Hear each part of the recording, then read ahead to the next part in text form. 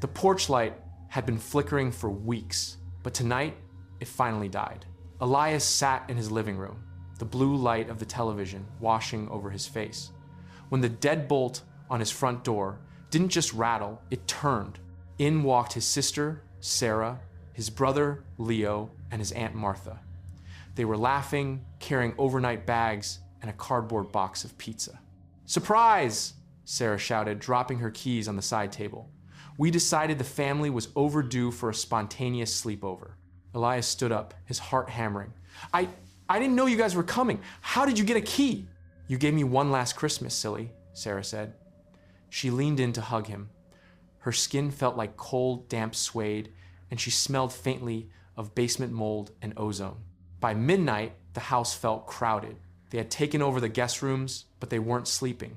Elias could hear them moving heavy, wet footsteps that didn't match the rhythm of human walking.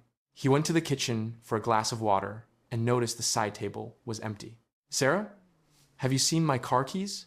he called out. No answer, only the sound of Leo humming a low, tuneless vibration from the basement.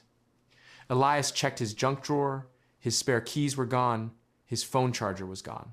Even the framed photo of his mother had been wiped clean, leaving only an empty glass frame. Elias crept toward the guest room to confront Sarah. The door was cracked open. In the dim light, he saw her sitting on the edge of the bed. She wasn't unpacking. She was holding his favorite sweater, the one he'd been wearing an hour ago, and pressing her face into it. As she pulled it away, her jaw began to stretch. Her chin elongated, her teeth shifting and sharpening until her mouth was a jagged ruin. "Elias," a voice whispered from behind him.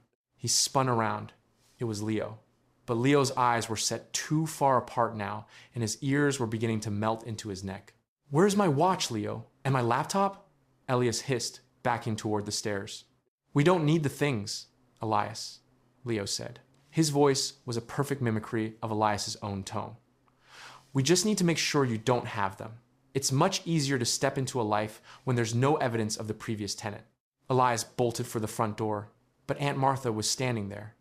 She wasn't the stout, kindly woman he knew. She had grown 6 inches taller, her limbs spindly and multi-jointed, like a harvestman spider. "You look so tired, dear," she rasped. "Why don't you give us your voice next? You aren't using it for anything but screaming." He realized then why his things were missing. They weren't stealing, they were erasing. He ran to the bathroom and locked the door, looking into the mirror. He gasped. His own reflection was fading. His birthmark was gone. His eyes were becoming the same dull, milky gray as theirs. Outside the door, the three of them began to scratch at the wood, not with fingernails, but with something metallic and sharp. "We've almost got the walk right, Sarah," Leo laughed. "But I think I need his left pinky. The way he gestures when he's nervous. It's hard to get the bone structure right without a sample." The replacement. Elias climbed out the small bathroom window, falling into the damp mulch of his garden. He ran for the street, waving his arms at a passing car. The car slowed down. The driver rolled down the window. It was his neighbor, Mr. Henderson. "Help, please," Elias cried. "There are people in my house. They've taken my things." Mr. Henderson looked at him with total confusion. "I'm sorry, do I know you?" "It's me, Elias, from next door." Mr. Henderson looked toward Elias's house. On the porch stood a man. He was wearing Elias's favorite sweater.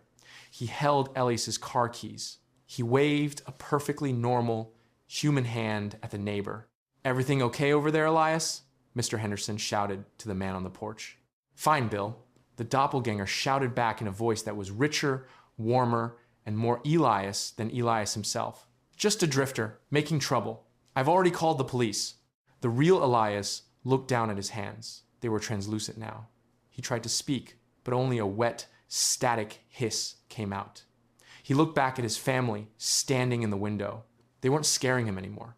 They were smiling at him, the kind of smile you give a ghost before you blow out the candle.